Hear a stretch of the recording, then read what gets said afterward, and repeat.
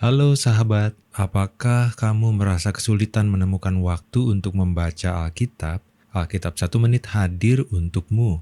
Kami membahas pesan firman Allah yang relevan dengan kehidupanmu dalam waktu yang singkat dan to the point. Yuk, subscribe, like, dan share video ini agar semakin banyak orang mendapat pengalaman pribadi dengan Allah. Alkitab 1 menit, sahabat membaca dan mempelajari Alkitab. Tuhan Yesus menyertai kita selalu. Sahabat Alkitab, saat ini kita akan membahas kembali komentar di YouTube channel Alkitab 1 menit. Menyambung video yang pertama, ini video yang kedua, tapi kita akan lebih khusus menyoroti tentang kesaksian Paulus sewaktu bertemu Yesus dalam perjalanannya ke Damsyik.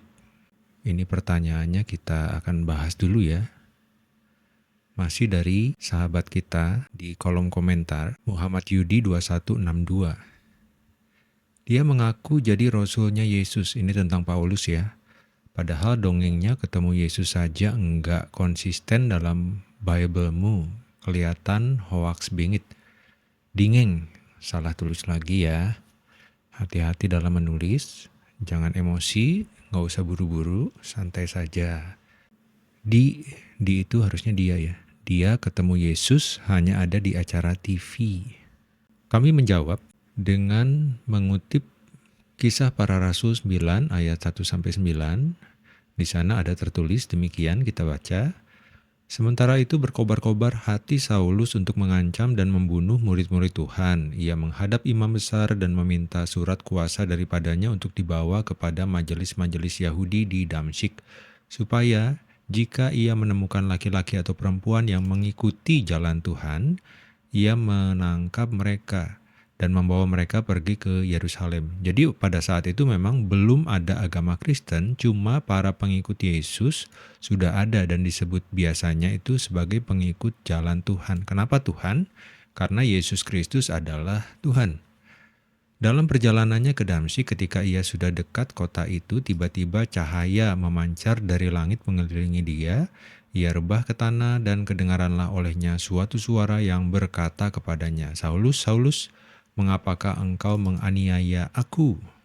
Waktu itu Yesus sudah naik ke surga, tapi waktu itu Yesus menemui Saulus. Dan Yesus berkata, "Mengapa engkau menganiaya aku?" Padahal Saulus waktu itu sedang mengancam dan membunuh murid-murid Tuhan, para pengikut jalan Tuhan ini. Mengancam dan membunuh murid-murid Tuhan sama dengan menganiaya Yesus. Itu perkataan Yesus. Dan jawab Saulus, "Siapakah engkau Tuhan?" Katanya, "Akulah Yesus yang kau aniaya itu. Tetapi bangunlah dan pergilah ke dalam kota. Di sana akan dikatakan kepadamu apa yang harus kau perbuat." Maka terbangun-bangunlah teman-temannya seperjalanan karena mereka memang mendengar suara itu. Jadi ini ada banyak saksi ya. Tetapi tidak melihat seorang pun juga. Saulus bangun dan berdiri, membuka matanya, tetapi ia tidak dapat melihat apa-apa, buta. Mereka harus menuntun dia masuk ke Damsyik. Ini Damsyik ini kota yang sangat tua ya, dari zaman Paulus sudah ada, bahkan dari zaman Perjanjian Lama sudah ada, sampai sekarang dikenal dengan sebutan kota modern Damaskus di Syria. 3 hari lamanya ia tidak dapat melihat dan 3 hari lamanya ia tidak makan dan minum. 3 hari lamanya puasa ini wajar ya. Orang zaman sekarang pun banyak yang bisa 3 hari lamanya tidak makan, tidak minum, tidak berbuka. Selama 3 hari, 3 kali 24 jam. Baik, Saudara Yudi itu menjawab, dongeng hayalan itu hanya ada di cerita mimpi Kalie. Coba baca Kisah Para Rasul 22 ayat 8-10. Di situ mereka yang bersama Paulus enggak mendengar suara Yesus. Beda dengan Kisah 9 ayat 1-9. Kelihatan deh kisah hoax. Kita nanti akan bahas. Sudah kisah enggak konsisten dengan Kisah 22 ayat 8-9. Coba baca Matius 24 ayat 23. Ini enggak nyambung ya. Janganlah percaya orang yang ketemu Yesus atau Mesias setelah Yesus mati. Oke, itu nggak nyambung. Baik, kita akan mempelajari ada 3 peristiwa sebetulnya catatan tentang Paulus yang bertemu dengan Yesus. Yang pertama adalah di Kisah Para Rasul 9 ayat 1 sampai 9. Kemudian yang kedua adalah Kisah Para Rasul 22 ayat 6 sampai 11. Nanti kita bandingkan. Kisah Para Rasul 26 ayat 12 sampai 18. Baik, kita akan membandingkan fakta kesaksian perjumpaan Paulus dari ayat-ayat tadi. Pertama, kita akan lihat konteks peristiwanya ya, latar belakang peristiwanya gimana sih? Kita harus tahu. Dan di dalam Kisah 9 ayat 1 sampai 2 ya. Sementara itu berkobar-kobar hati Saulus untuk mengancam dan membunuh murid-murid Tuhan. Ia menghadap imam besar, dia meminta surat kuasa daripadanya untuk dibawa ke majelis-majelis Yahudi di Damsyik, supaya jika ia menemukan laki-laki atau perempuan yang mengikuti jalan Tuhan, ia menangkap mereka dan membawa mereka ke Yerusalem. Oke, jadi Paulus sedang dalam perjalanan ke Damsyik untuk menangkap pengikut Yesus. Itu fakta yang pertama. Kemudian di dalam Kisah Rasul pasal 22 ayat 6. Ayat ini ya, mulai dari ayat 5 atau ayat 4. Kita bacakan, dan aku telah menganiaya pengikut-pengikut jalan Tuhan sampai mereka mati, laki-laki dan perempuan kutangkap dan kuserahkan ke dalam penjara. Tentang hal itu baik imam besar maupun tua-tua dapat memberi kesaksian. Dari mereka aku telah membawa surat-surat untuk saudara-saudara di Damsyik. Jelas ya. Dan aku telah pergi ke sana untuk menangkap penganut-penganut jalan Tuhan yang terdapat juga di situ dan membawa mereka ke Yerusalem untuk dihukum. Jadi sama, Paulus sedang dalam perjalanan ke Damsyik untuk menangkap pengikut Yesus, dan dia di Kisah Rasul 22 ini, Paulus yang bercerita, dia sedang bersaksi di hadapan orang-orang Yahudi di Yerusalem. Nih, ini ya. Di ayat satunya, hai saudara-saudara dan bapak-bapak, dengarkanlah apa yang hendak kukatakan kepadamu sebagai pembelaan diri. Ketika orang banyak itu mendengar, ia berbicara dalam bahasa Ibrani. Jadi perhatikan, sahabat, sebagian orang ada yang berkata bahwa Injil itu ditulis di dalam bahasa Aram, padahal sama sekali tidak ada buktinya. Injil ditulis dalam bahasa Yunani, karena amanat agung Tuhan Yesus adalah untuk semua bangsa, dan bahasa nasional atau bahasa pengantar, lingua franca di zaman itu, bahasa penghubungnya seperti zaman sekarang sih bahasa Inggris untuk bangsa-bangsa. Pada saat itu lingua francanya adalah bahasa Yunani. Ada 4 bahasa sebenarnya pada saat itu, yaitu bahasa Aram, kemudian bahasa Ibrani, lebih banyak di kalangan orang Yahudi, kemudian juga bahasa Yunani, dan juga bahasa Latin, bahasanya orang Romawi. Ketika orang banyak itu mendengar Paulus berbicara dalam bahasa Ibrani, jadi bahasa Ibrani ini masih juga dipakai ya. Nah, kita lanjut ke Kisah Rasul pasal 26, mulai ayat 9. Bagaimanapun juga aku sendiri pernah menyangka. Jadi ini Paulus bersaksi di hadapan Raja Agripa. Di ayat-ayat sebelumnya kita bisa lihat di ayat ke-1 ya, pasal 26 ayat 1 Kisah Para Rasul. Kata Agripa kepada Paulus, engkau diberi kesempatan untuk membela diri. Paulus memberi isyarat dengan tangannya lalu memberi pembelaannya sebagai berikut. Kita akan melihat mulai ayat yang ke-10 atau 9. Bagaimanapun juga aku sendiri pernah menyangka bahwa aku harus keras bertindak menentang nama Yesus dari Nazaret. Jadi Paulus jelas bukan pengikut Yesus pada sebelumnya ya, sebelum berjumpa dengan Yesus. Hal itu kulakukan juga di Yerusalem. Aku bukan saja telah memasukkan banyak orang kudus ke dalam penjara setelah aku memperoleh kuasa dari imam-imam kepala, tetapi aku juga setuju jika mereka dihukum mati. Satu di antaranya adalah Stefanus yang dirajam batu, dilempari batu sampai mati. Orang-orang menaruh jubah para pelempar batunya itu di kaki seorang muda yang namanya Paulus waktu Paulus masih muda. Dikenal dengan sebutan Saulus, nama Ibraninya.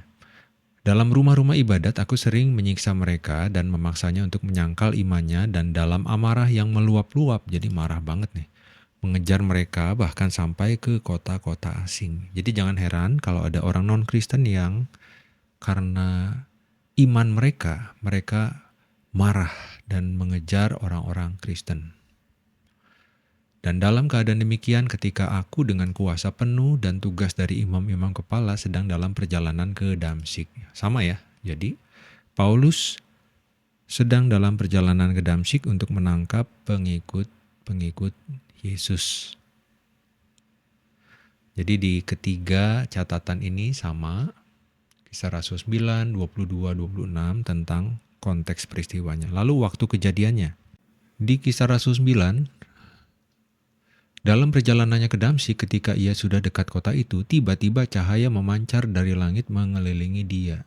Jadi ini nggak disebutkan secara spesifik, tetapi kemungkinan sekitar tengah hari. Lalu kemudian Kisah Rasul 22. Kita lihat ayat 6. Tetapi dalam perjalananku ke sana ketika aku sudah dekat Damsyik, jadi belum masuk kota ya, yaitu waktu tengah hari, di sini jelas disebut waktu tengah hari. Tiba-tiba memancarlah cahaya yang menyilaukan dari langit mengelilingi aku. Saya pernah nonton film Paulus yang penggambarannya itu waktu malam hari, padahal tidak ya. Di sini dengan jelas dikatakan waktu tengah hari. Lalu kemudian di Kisah Rasul 26, tiba-tiba ya Raja Agripa. Nah, di sini disebut lagi pada tengah hari bolong, berarti siang hari tepat. Aku melihat di tengah jalan itu cahaya yang lebih terang daripada cahaya matahari turun dari langit meliputi aku dan teman-teman seperjalananku. Jadi bayangkan, jadi sahabat bisa membayangkan bahwa saat itu tengah hari, siang hari, berarti kan cahaya matahari sedang terang-terangnya, tetapi Paulus melihat cahaya yang lebih terang daripada cahaya matahari. Luar biasa. Kesimpulannya apa? Waktu kejadiannya adalah sekitar tengah hari, kemudian ada cahaya dari langit. Ketiga-tiganya menunjukkan ada cahaya dari langit.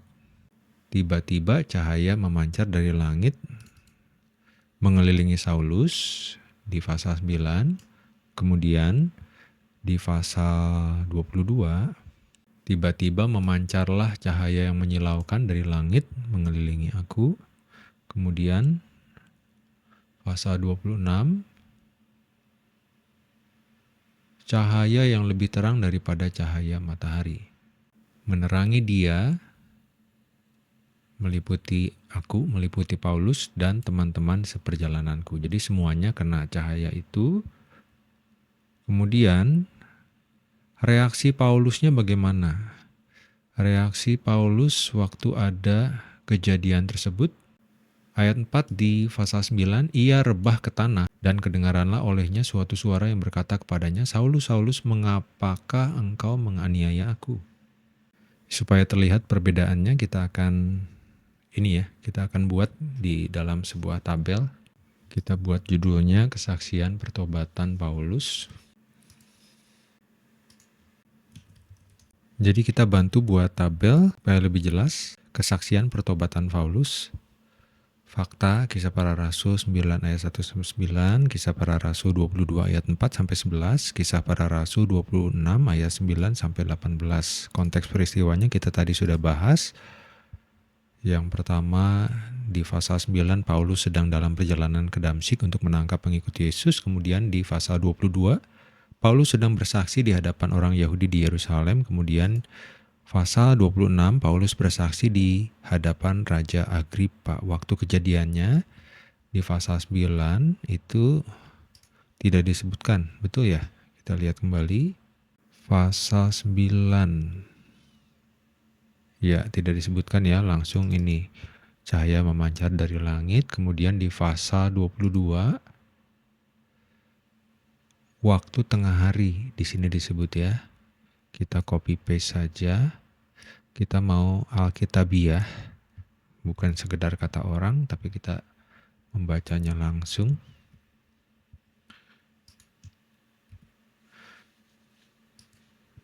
Atau kita pasang dengan referensi ayatnya ya. Waktu kejadian, ayat 3.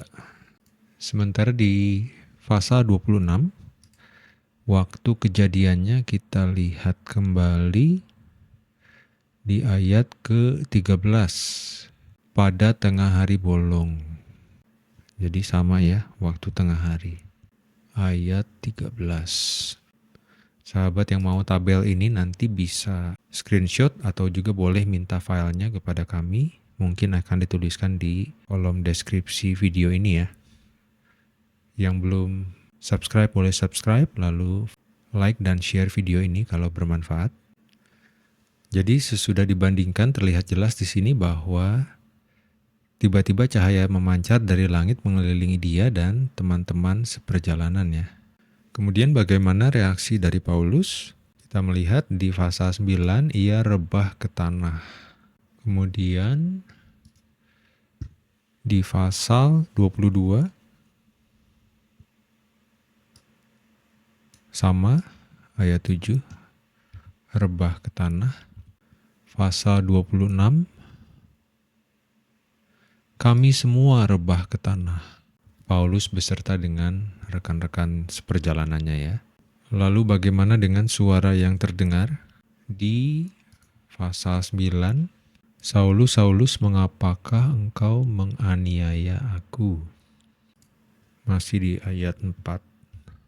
Pasal 22, sama juga ya, Saulus, Saulus, mengapakah engkau menganiaya aku? Pasal 26, sama juga, tidak ada perbedaan. Lalu masuk ke bagian selanjutnya, pertanyaan Paulus di pasal 9, siapakah engkau Tuhan? Pasal 22, sama. Pasal 26, sama juga. Sekarang tentang jawaban Yesus. Pasal 9, akulah Yesus yang kau aniaya itu. Pasal 22, akulah Yesus orang Nazaret yang kau aniaya itu. Lebih lengkap ya, ada keterangan spesifik. Orang Nazaret. Sudah disalibkan, mati, bangkit kembali, naik ke surga. Kemudian menampakkan diri kepada Paulus. Ayat 8. Pasal 26 sama juga di ayat ke-15 ini. Jadi ini semua berdasarkan Alkitab tanpa rekayasa. Sahabat semua dapat melihat prosesnya. Mempelajari Alkitab langsung, tidak perlu sekolah Alkitab pun sebetulnya bisa, tapi dengan sekolah Alkitab akan lebih membantu. Lalu bagaimana respons orang-orang yang ada bersama dengan Paulus? Kita sebut teman seperjalanan Paulus ya. Yang pertama di Kisah Para Rasul pasal 9, mereka memang mendengar suara itu, tetapi tidak melihat seorang juga pun. Pasal 22, mereka yang menyertai aku memang melihat cahaya itu, tetapi suara dia yang berkata kepadaku tidak mereka dengar. Ini ayat 9. Pasal 26, enggak disebutkan ya di pasal 26. Sesudah akulah Yesus yang kau aniaya. Baik, itu enggak disebutkan ya. Lalu, efek pada Paulus bagaimana? Saulus bangun dan berdiri lalu membuka matanya, tetapi tidak dapat melihat apa-apa. Berarti buta selama 3 hari. Pasal 22 disebutkan di ayat 11 ya. Tidak dapat melihat oleh karena cahaya yang menyilaukan mata itu. Di pasal 26 tidak disebutkan secara spesifik. Terakhir, perintah Yesus.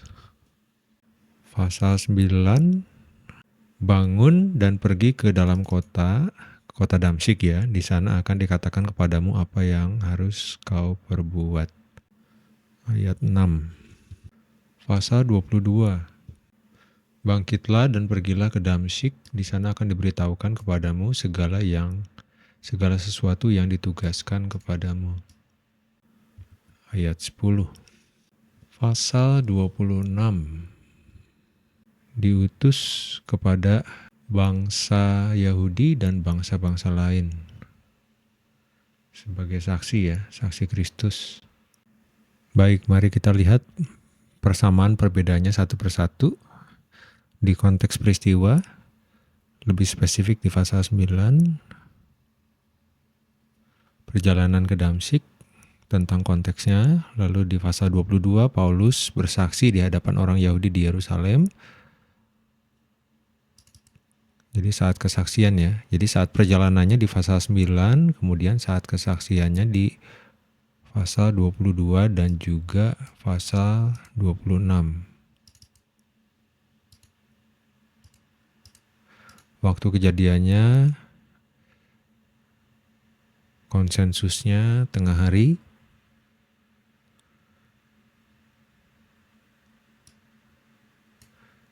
Kita beri tanda saja supaya gampang melihatnya.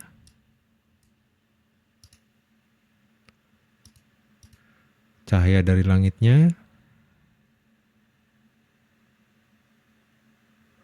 Tiba-tiba ya. Kemudian reaksi Paulus.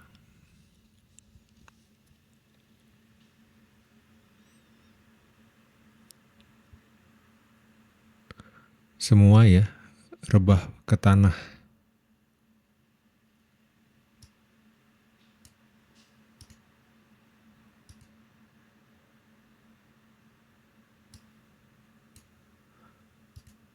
Yang di pasal terakhir itu lebih spesifik, lebih lengkap.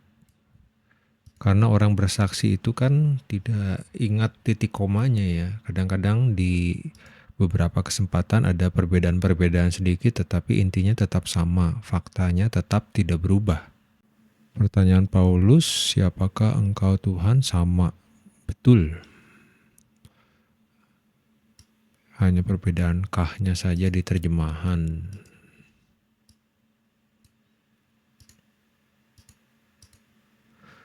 Kemudian jawaban Yesus, ada keterangan spesifik orang Nazaret di pasal yang ke-22. Jadi yang merah itu yang sama, yang biru itu yang spesifik.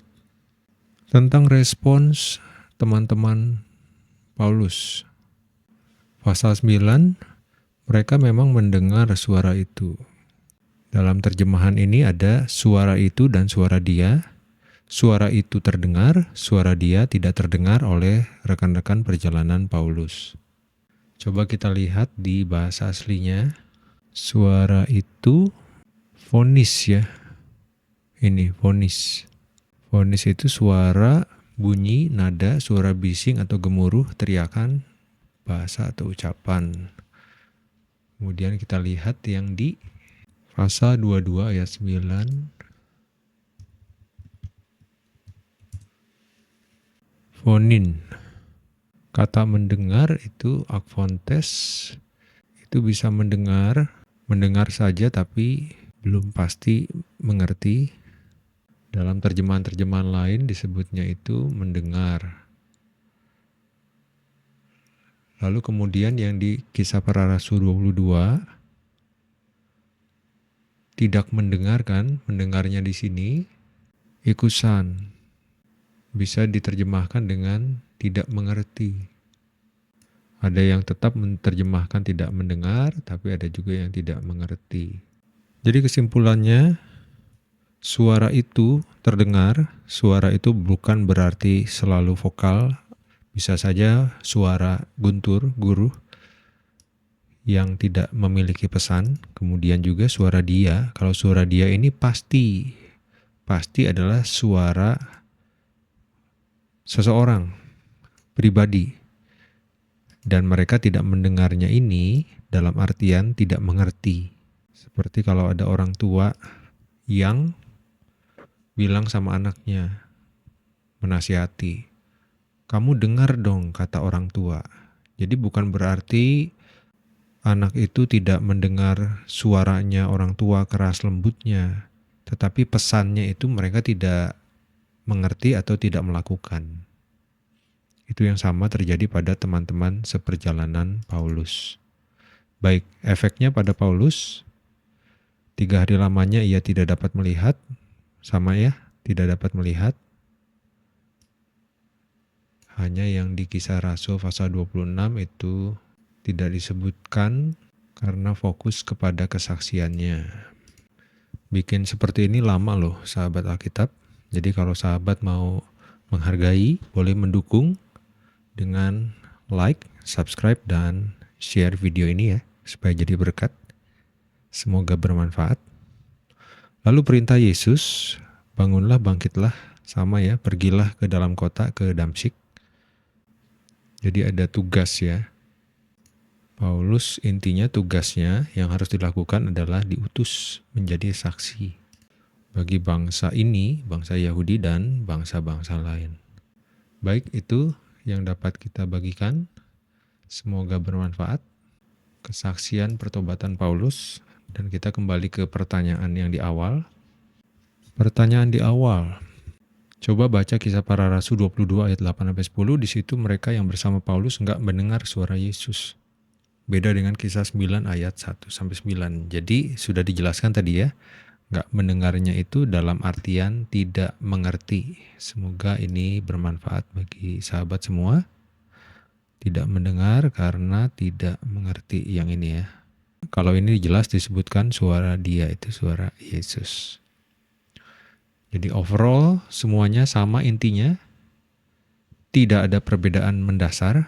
Semuanya sama karena ini adalah kesaksian yang otentik asli dari Paulus.